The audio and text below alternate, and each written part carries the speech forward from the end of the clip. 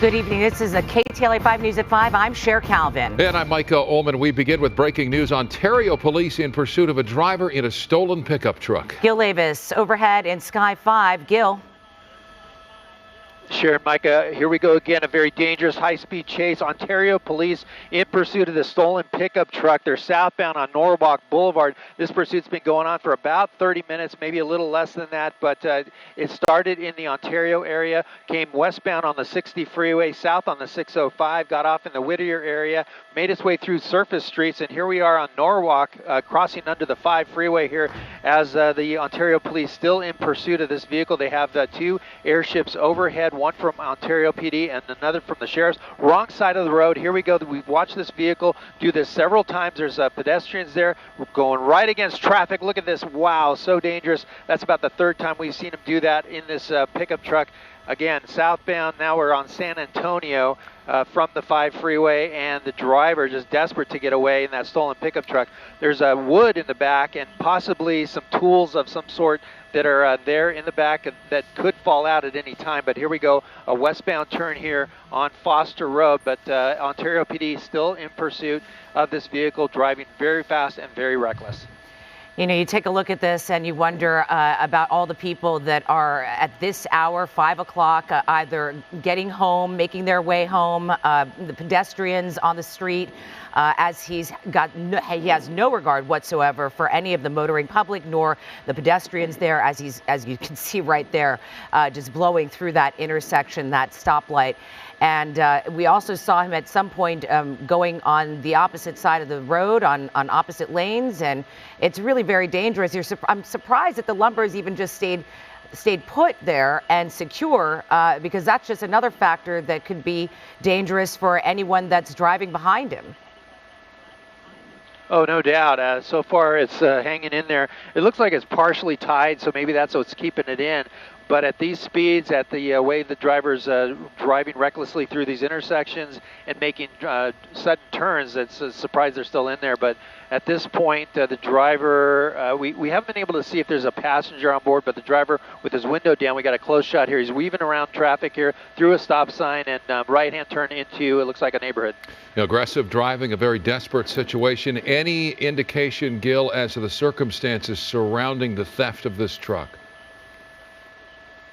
Yeah, you know, we just haven't got word yet from Ontario PD as far as how this vehicle was stolen, if it was a carjacking suspect or if it was stolen at another time and the police got behind it. But again, the Ontario police helicopter got over the pursuit on the 60 freeway fairly quickly and has been trailing ever since. They called the sheriff's department from LA County to get their airship overhead, so they're there in support as well. But here we go.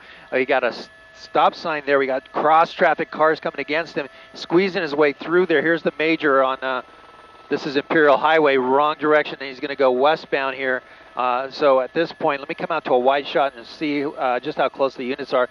They've kind of fallen back due to the fact that this driver's run multiple red lights and had to stop at all that cross traffic. Very difficult time right now. Of course, rush hour upon us, and this driver going against traffic once again. Here's another intersection again. Pedestrians through the crosswalks there. Here, look at this bicyclist. Oh man. Oh my gosh. Unknown to that bicyclist.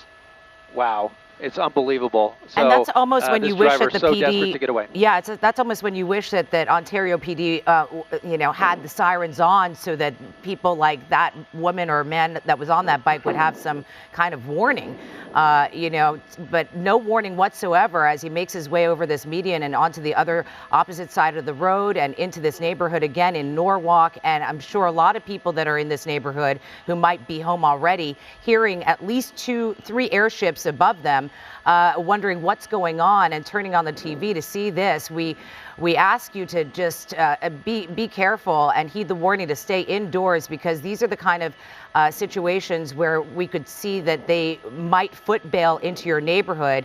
But now he's getting onto the 605 freeway. It's the 105. Well, let's see here. All right, looks like we lost his signal there for a 105 second. freeway. Okay. All right, well, so 105 westbound, it would be coming out of Norwalk. All right, and now, wow, onto the berm on the side of the freeway. One thing has been a constant with this driver. he keeps moving.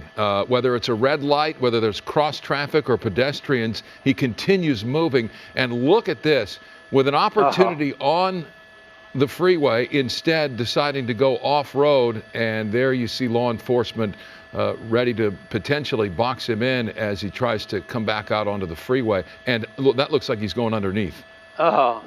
Is he going He's underneath going into a wash. Yeah. Yes, he went under the bridge there. He went down the embankment of the wash, under the 105 freeway there, and now not coming out. So it's likely he's on foot at this point, but pulled under there. Those officers were right alongside of him on the transition road onto the freeway when he decides to just go off-roading there, down the embankment, a very steep embankment, and now just completely underneath that bridge there, waiting for the suspect to pop out, but so far nothing. That is incredible.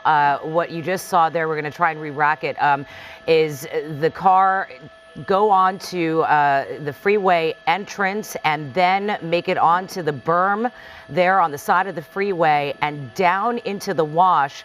We're overhead now, and we believe that the suspects are there. Did you see somebody running there? Yeah, somebody ran toward the chopper's direction, right underneath what would be the eastbound transition, and nope, that's a biker. Okay, so yeah, we saw movement. Somebody there underneath there. Yeah, there you see him underneath running. There he is, yep. Yeah, so what looks to be a lone suspect, the driver of this stolen truck out of the Ontario area, driving very aggressively on the freeway, the 60, the 605 into surface streets in Whittier, moving southbound through Norwalk, trying to get on the 105 freeway and clearly electing to go off-road and make his way toward that wash. He had a wide open freeway ahead of him, but instead deciding to take the berm down into the wash, and a foot bail situation now beneath the 605 transition. The 105 transition to the 605 is what you're looking at. That would be the southbound, northbound transitions to the 605, right beneath those transition roads there. And law enforcement in a situation now where they're going to have to get down in there. They clearly know he's down there. There was at least one black and white right on him as he went over the edge into the wash and then the foot bail. So they're clearly aware of his location and the situation they're dealing with. How they go about bringing this suspect into custody ought to be interesting. Absolutely. It's going to be really tough to get officers down there into the wash. I believe they're working on that right now, but the vehicle's still in the wash itself. We saw that. We believe that was the suspect wearing it looked like a black, maybe a black hoodie and a backpack. Right in that area is where we last saw the suspect. But again, at this point, staying under the bridge for now, and we'll see if the units are able to get into that area where the wash is. And there's a homeless encampment right there, boom, just beneath the camera shot. And look at him go. This potentially is a suspect. So it looks like you called him with a black hoodie. And what's he going to try and blend in here potentially? This is not the first time we've seen this. An effort to blend into a crowd, be it a homeless encampment or a building, a parking garage, hospitals, casinos. We've seen it all. Law enforcement up against it here. Yep. Yeah, you wonder how good of a description law enforcement got. This driver was down into the wash. That is not the same person that walked into the homeless encampment. Did they get eyes on that? That's the same person that just went in there. We don't know, again, if that's the suspect, but this is what law enforcement is dealing with. Did they get eyes on this individual when he jumped out of that stolen truck, or perhaps beforehand during the pursuit, enough to know what they're looking for? Yeah, exactly. It's so difficult to say.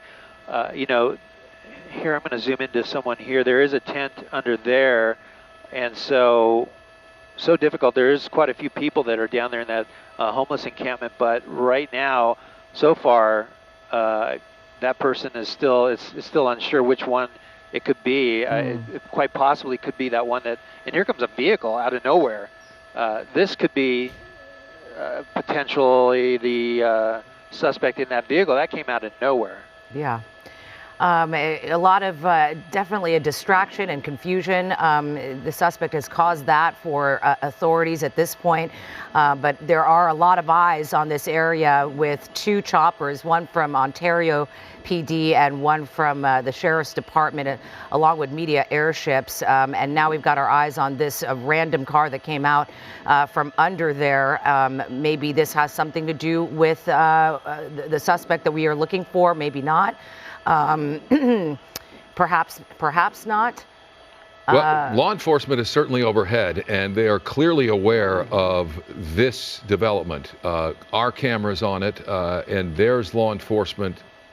Now, this would lead you to believe this person is informing law enforcement as to what he or she saw, and perhaps giving them a tip as to where that suspect might be hiding. But law enforcement is obviously on the case on the ground, but certainly in the air as well. So they've got the area canvassed, and again, how this develops, very interesting. There you see the Sheriff's Department helicopter below, much lower ceiling than media for obvious reasons. But law enforcement isn't going to let anybody in or out of that area without a conversation at the very minimum.